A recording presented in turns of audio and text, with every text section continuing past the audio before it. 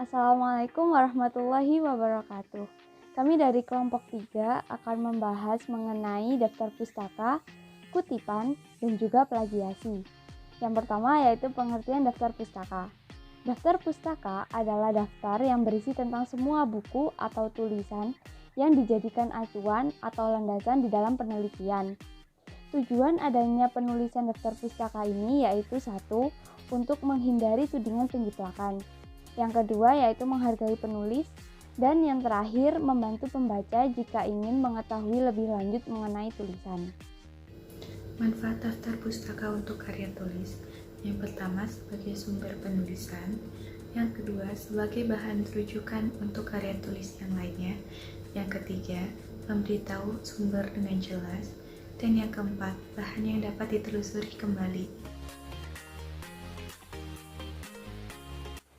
Penulisan sumber kutipan dibedakan menjadi dua berdasarkan cara mengutipnya, yaitu kutipan tidak langsung dan kutipan langsung. Yang pertama, kutipan tidak langsung adalah mengutip kalimat kembali dengan cara mengubah atau meringkas kalimat dari sumber aslinya, namun dengan makna yang sama dengan sumber asli. Ciri-cirinya yaitu mengalami perubahan kalimat yang jelas, lalu ide pikiran dari sumber tidak berubah, dan dijabarkan secara sesuai dengan pemahaman penulis. Lalu tidak ada nomor kutipan atau tanpa tanda petik dua di akhir kalimat. Lalu kutipan langsung, yaitu mengutip kalimat persis dengan sumber aslinya. Dibedakan menjadi dua, yaitu kutipan langsung panjang dan kutipan langsung pendek. Dalam kutipan langsung panjang mempunyai ciri-ciri menggunakan APA style atau American Psychological Association dengan panjang melebihi 40 kata, dan MLA style atau Modern Language Association yang melebihi 4 baris. Lalu dalam kutipan langsung panjang, teks menggunakan spasi atau jarak antar baris lebih dipisahkan dari teks dan diberi jarak rapat antara baris pada kutipan.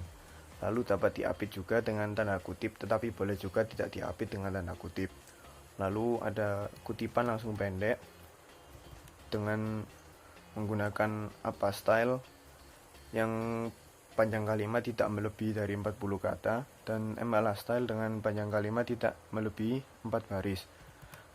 Cara penulisannya yaitu dituliskan menjadi satu paragraf, lalu tambahkan tanda petik pada kutipan, sehingga tanda petik ini menjadi pemisah antara kalimat Anda dengan kalimat kutipan. Sumber kutipan ditulis sedekat mungkin dengan kalimat kutipan.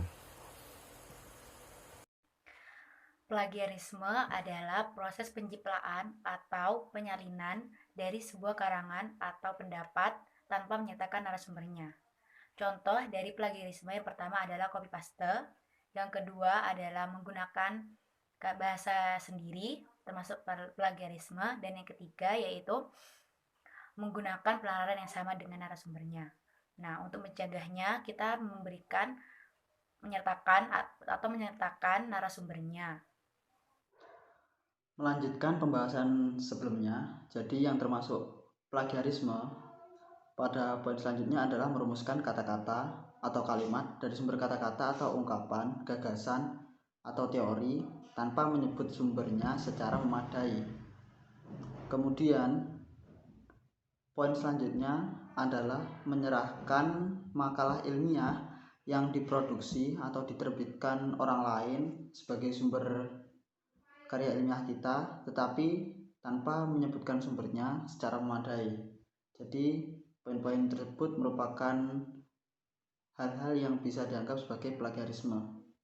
Kemudian sebagai bentuk pencegahan atas plagiarisme, ketika kita melampirkan suatu jurnal atau karya ilmiah, kita melampirkan pernyataan yang pernyataan tersebut ada yang pertama, artikel yang ditulis bukan plagiarisme. Kemudian ada pernyataan lagi, jika nanti ada plagiarisme dalam artikel tersebut, penulis bersedia menerima sanksi sesuai peraturan undang-undang dengan menambahkan tanda tangan pada pernyataan tersebut.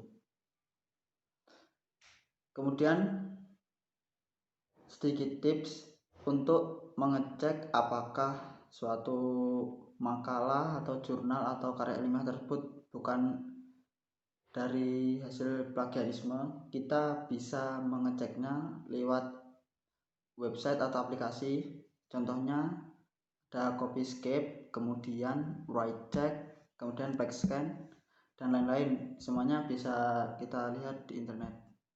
Sekian, terima kasih.